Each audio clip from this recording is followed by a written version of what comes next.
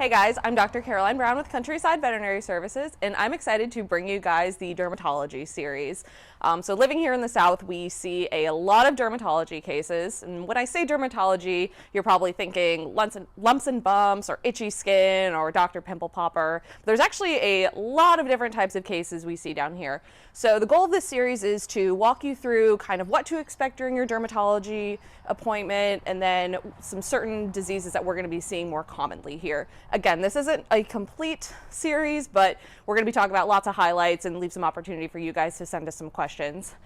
So our first video is going to be all about what to expect in your dermatology appointment when you call us up. And so the first piece of this is going to be a really good history on your horse and their lifestyle. I want to know, how long have they had their signs and symptoms? Have they gotten better or worse during certain times of the year with certain changes? What types of medication we've tried? Have they worked? And I want to know a little more about their lifestyle, their diet. Do they live inside or outside? Have we moved locations or barns or even states recently? Because all of these things can give us hints into what we're looking at.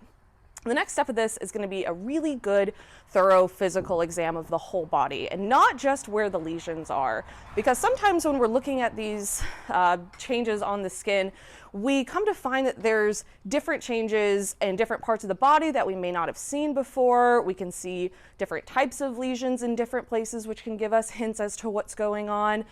You may see me taking a lot of pictures during this time too. Pictures can be a really good way to document what lesions start like and then how they change over time with our treatment. And so that's something you guys can even do at home too, that's really going to help us with our workup.